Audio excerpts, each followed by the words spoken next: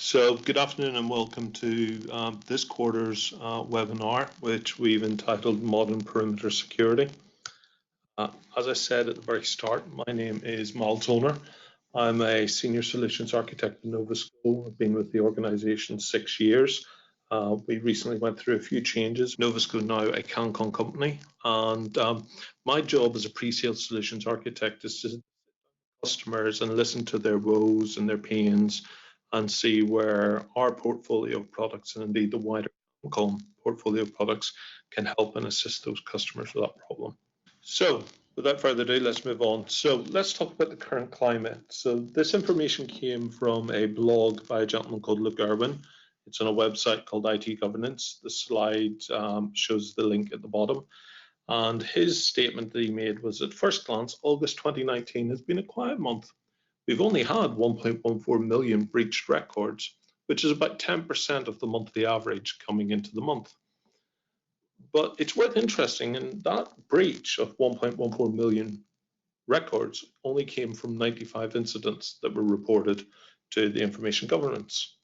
So what does that look like? Well, let's take some examples of the problem.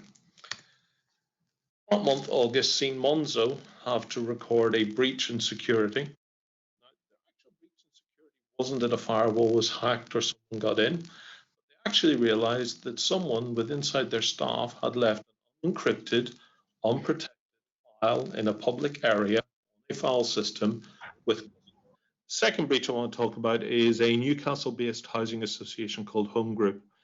Again, their breach, well, they couldn't really quantify the breach, but what they did find during the cybersecurity audit was a loophole inside an application and a allowed access path for that application, which would have breached customer data sets. The third one I want to talk about is actually for Lancashire Police.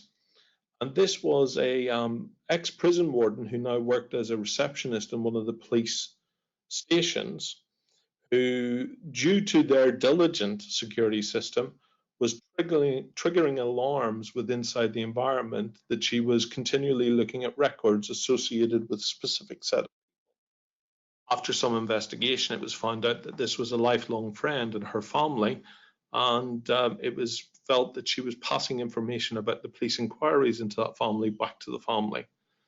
Now, one thing I have to say about all of the three breaches, which are all based in the UK and all were reported in August, is you'll notice that not a single one of them had anything to do with the perimeter.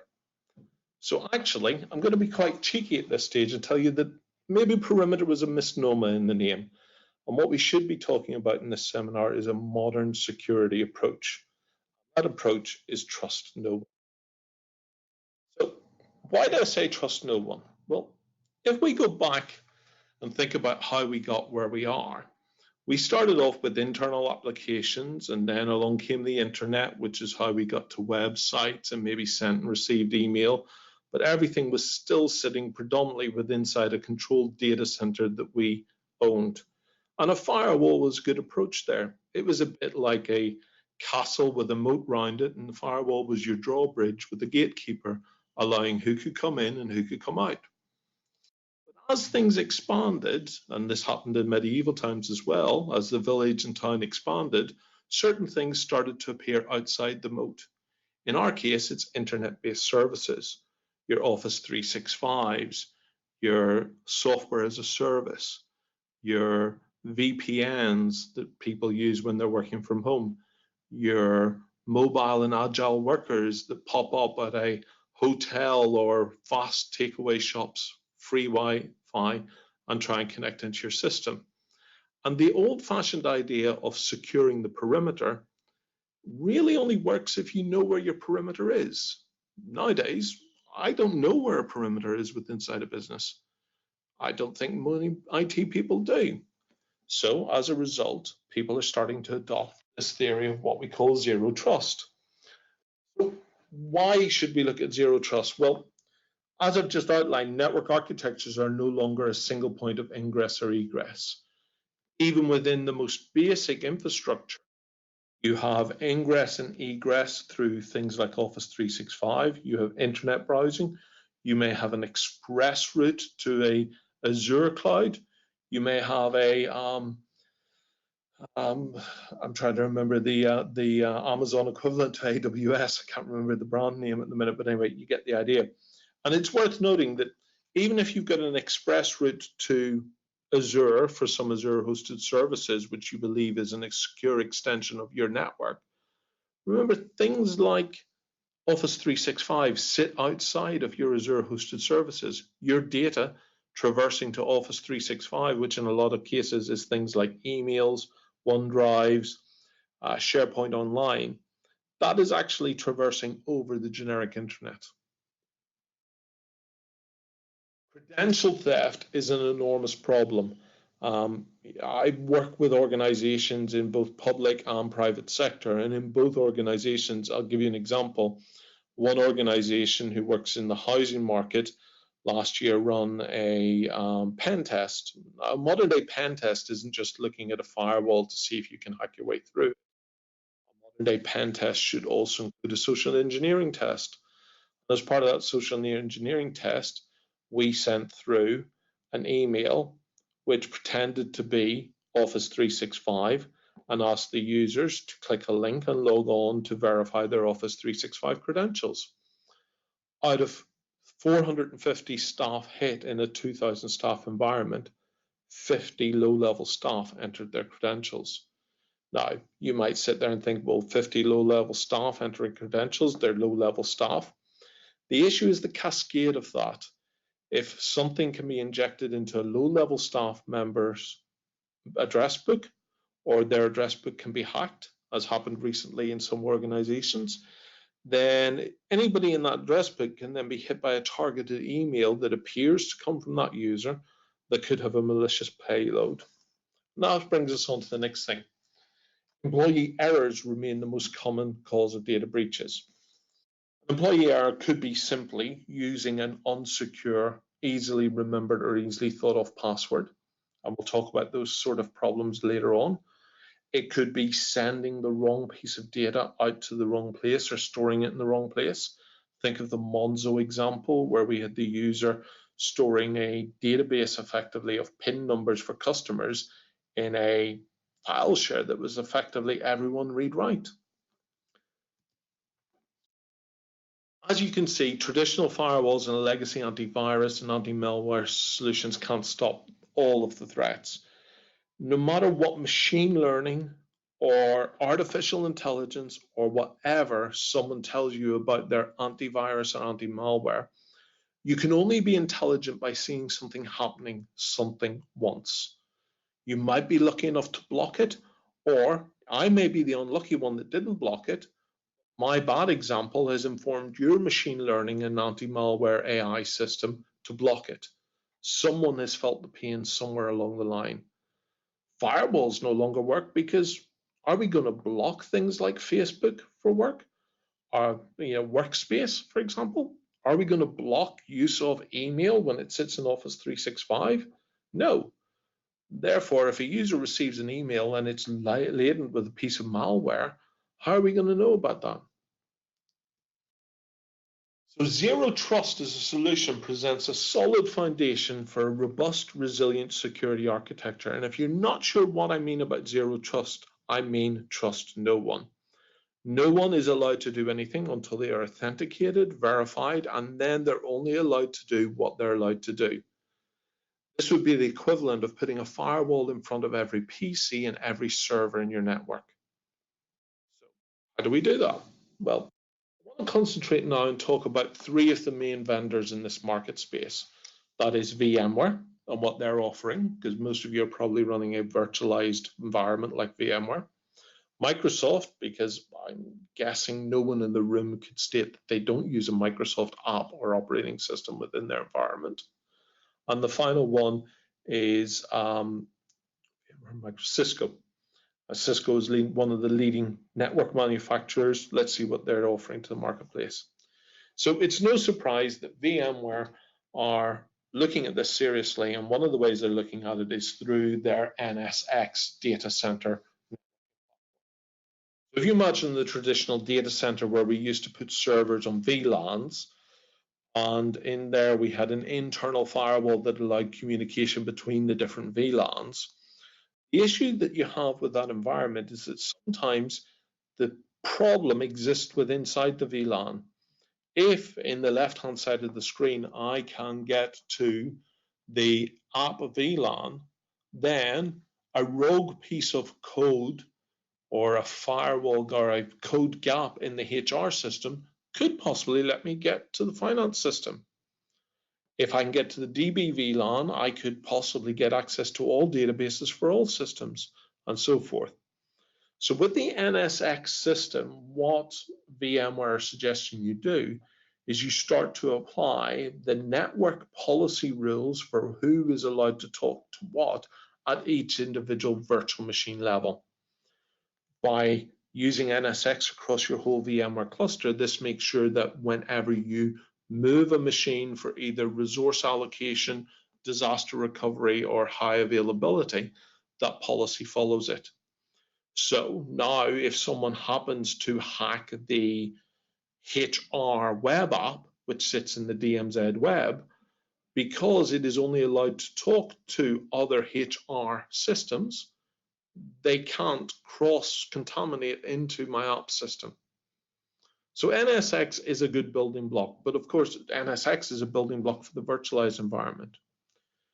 One other thing that VMware are doing is in their desktop environments. This is their Workspace ONE product. They are very keen here to have a zero trust security model at the Workspace ONE level. Now, of course, you can see how partitioning VDI desktops using NSX is going to help us. If I've got a VDI desktop that says I'm a finance user, that VDI desktop will automatically be blocked from getting access to the HR system. If I'm a HR user, conversely, I'll be blocked to the finance system. But also inside there, they're talking about a thing called user endpoint management. And user endpoint management, or UEM, Unified Endpoint Management, I should say, allows you to set up a way of managing the system and scanning the system for what we call common vulnerabilities and exposures. So you can imagine this being a little bit like a Microsoft security patch on steroids. So we're not just looking at the operating system or the Microsoft apps, but we're also looking at the Java runtime that's on there, or the Adobe version that's on there, and looking to patch that against common known vulnerabilities, which gives us a targeted way of remediating and patching. And whilst all of this is powerful features, VMware are acutely aware that sometimes you cannot see, for want of a better description, the wood for the trees. This is the idea that you see something happening somewhere, but you don't see the implications of that happening elsewhere or the knock-on effect it has. So they brought in something called Workspace ONE Intelligence, which, whilst it is a good tool, we have to be clear that that intelligence only really sits within inside the Workspace ONE sphere, as it were. Yeah. And it allows us to look at what's happening both at the patch level, at the network level, at the performance level of each of the machines. And again, with some AI or machine intelligence around that, start to identify things that are not the norm. Things like suddenly all our desktops seem to be doing a lot of disk write activity. Could that be a sign that we have a malware doing some sort of ransomware encryption on the drives? So next vendor I want to talk about is Microsoft. Microsoft are the first to admit that they haven't got all of the way there. They are working on it. Pre-Zero Trust, they had a device management tool, was not required. They had single-factor authentication for access to resources. They had the capability to enforce strong identities. Yeah, they have tool sets like the ability to block users sitting on Active Directory or Azure Directory services from using common passwords. So we're not just now saying that the password has to have capitals, numbers, and letters, and maybe symbols, but we're also blocking them using anything that looks like passwords. That's capital P A55W0RD full stop. Yeah, so there's a big library we can check against there. So we've got this level of verifying identity. All user accounts are set up strong. There's strong identity enforced for things like Exchange. There is least privileged access user rights used. And we've got the move towards the elimination of biometric passwords altogether. I have one of these lovely new Dell XPS laptops with a fingerprint reader and hello. And I must admit, the last time I entered my password was probably about 6 weeks ago.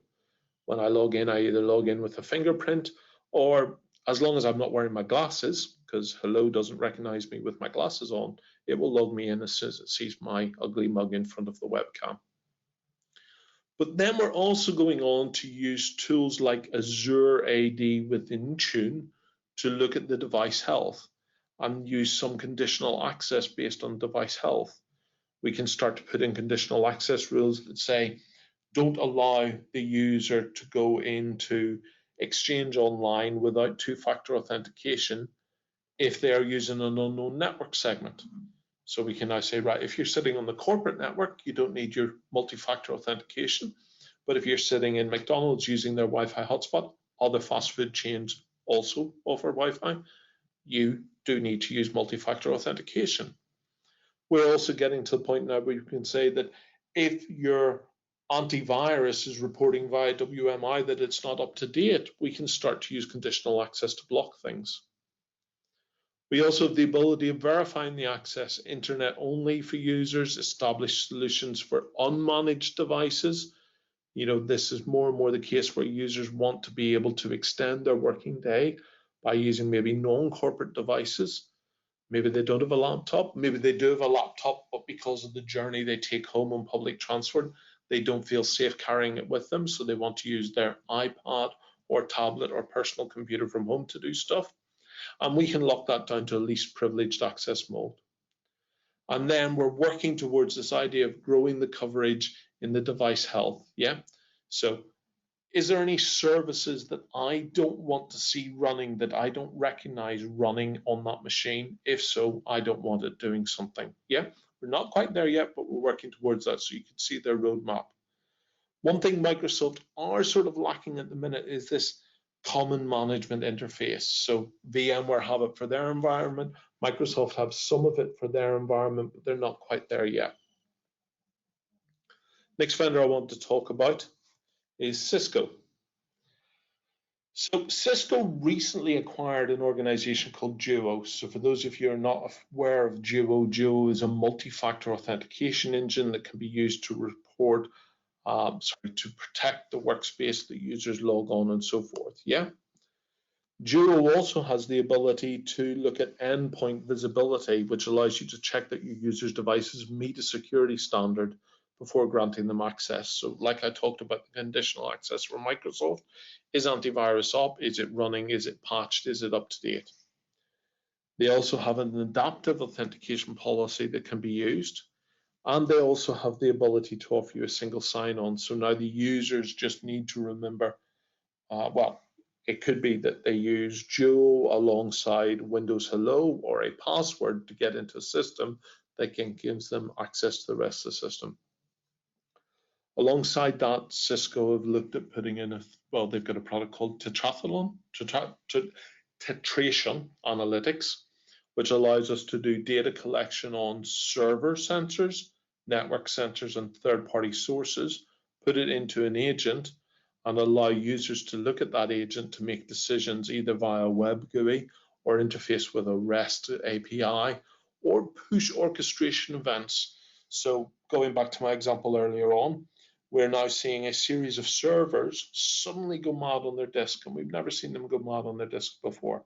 What I would like to do is shut down the firewall totally, pull the drawbridge up, and I want to shut down each of those servers. Because what I'm starting to think is there is a possibility I'm being hit by some ransomware that is doing a lot of disk writing.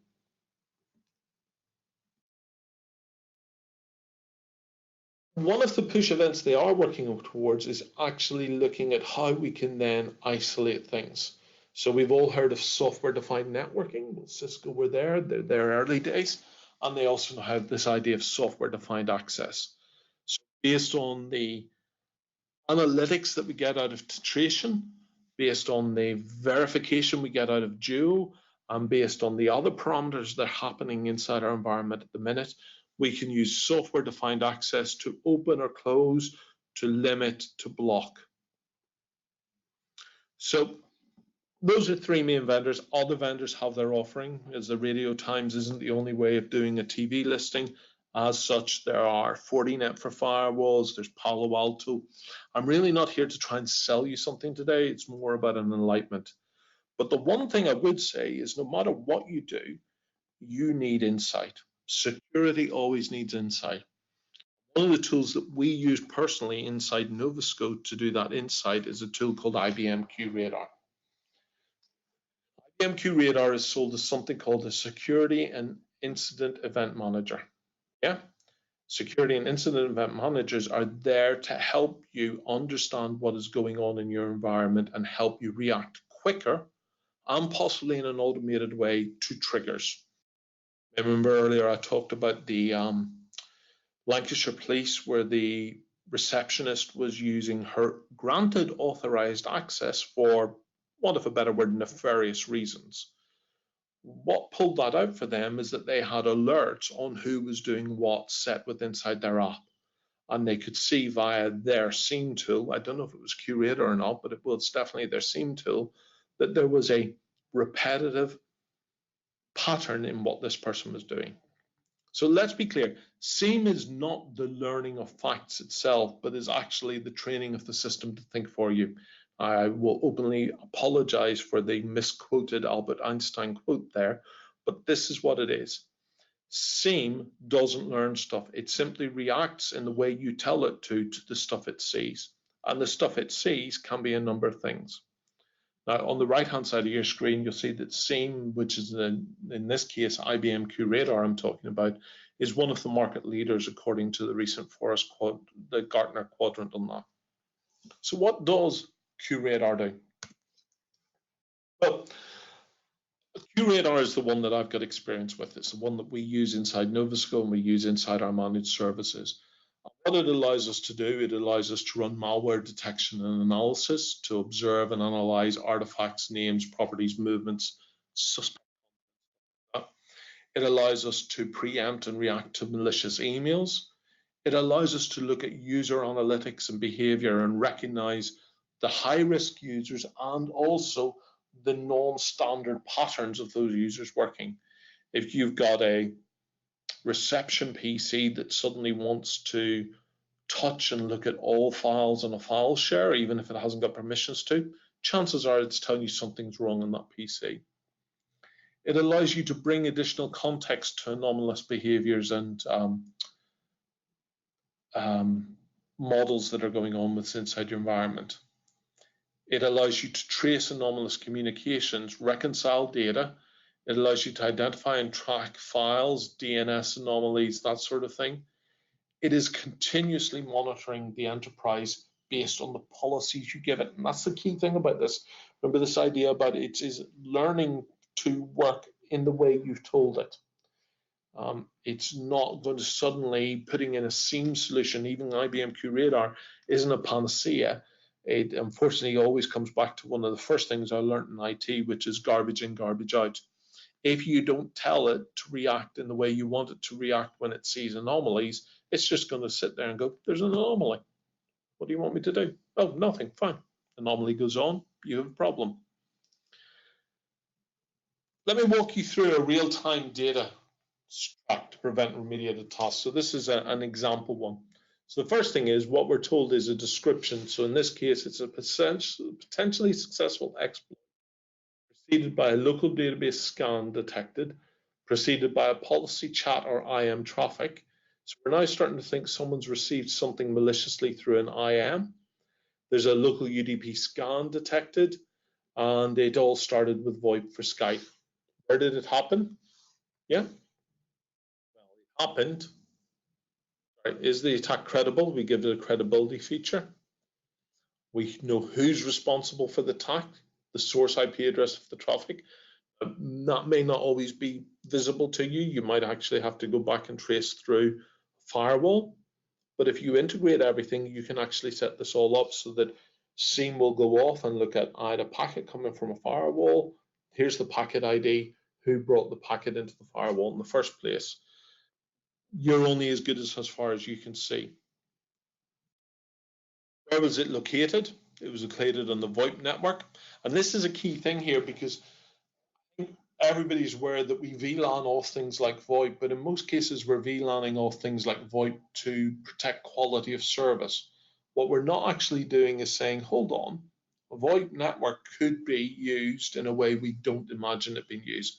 In fact, I hate to tell you the number of businesses I've walked into where I could simply unplug the back of a phone and get onto a network and suddenly start to see visibility through an IP tracer of the rest of the network.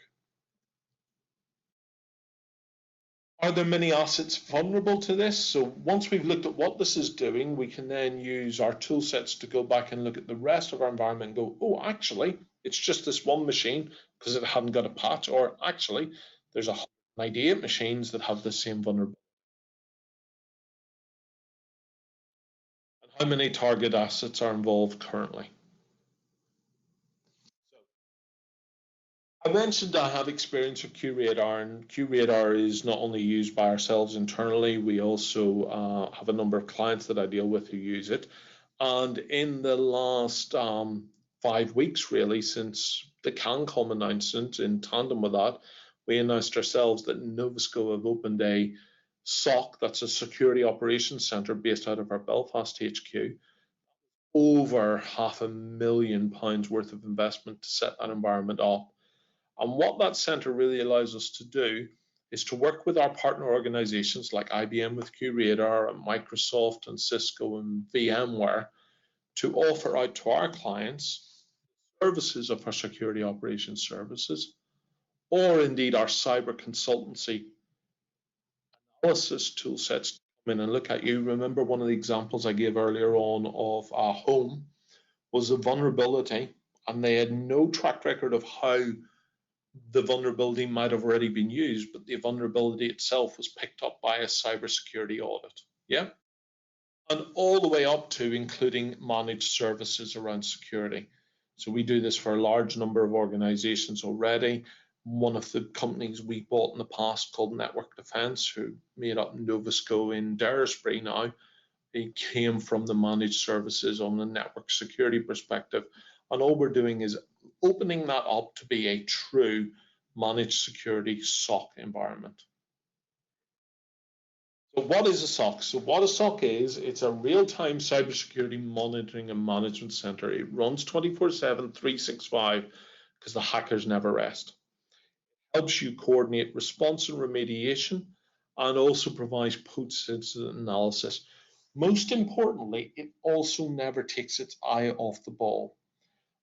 All of you will have read stories, horror stories, left, right, and center about organizations that had a small breach, maybe a denial of service attack on a firewall, maybe a malware incident via email, maybe a phishing alert. And while they're panicking and running around fixing that, the real attack is happening in the background and someone's walking off with all the goodies. What it isn't a service desk, and it isn't a network operations center. It will work with both of those organizations, but it is something completely different. What we monitor through our SOC are host assets, network devices, vulnerabilities, applications, operating systems, and activities and behaviors. That really is what our SOC service is. We're only as good as the information we glean from you, which is when we set up SOC services, there is a lot of introspection, a lot of questions about how do you do stuff, what do you expect to happen, do you expect to see any anomalies, maybe anomalies, do you expect to see any trends on your network, do you expect to see all your file servers busy at a certain time of the month because that's when you run month-end reporting or an archive process or a scan of the network, whatever. Knowing those facts and feeding them into the SOC help us prevent false positives. So that's a sales pitch over. I hope you find this insight into modern, not perimeter, just modern security and the idea of zero trust networking helpful. If you do want to follow up in any way, shape, or form, I'm sure all of you have access to either an account manager or someone like myself, technical pre-sales analyst, who can come in and help you and talk about what or how Novasco, or indeed the wider organization CanCon, can help you. Chris, I don't know if you can open up the floor now to any Q&As, or if you can see any questions that have been raised that I've missed during the event. There's no questions there at the minute. If anyone has a question to ask, you can use the toolbar on the right-hand side, either through chat or through questions. If you have anything and would like to talk about it afterwards, you can contact us by, if you just email myself at marketing@novasco.com, I'll pass it on to Mal. It's been a really interesting one, Mal. Thank you. Sorry about the bad quality. I'm not sure if it was the microphone or my voice. We'll call that a firewall issue. For sure. All of our webinars go on Novasco's YouTube channel. So as well as this one, you can catch the dozen or so that Mal's done for us before. You've never told me that before. Well, didn't want you to know how famous you were. So there's a whole repository covering the wealth and breadth of Novasco's technical skill set. So if you want to look back there, you can. If you want to share it with others, you can. In the absence of any questions coming through there, like I say, if anyone wants to, marketing@novasco.com. Other than that, Mal, I'll thank you for your time. Thank you very much, and thank you for your time, gentlemen and ladies. Thanks, everyone. Have a good day.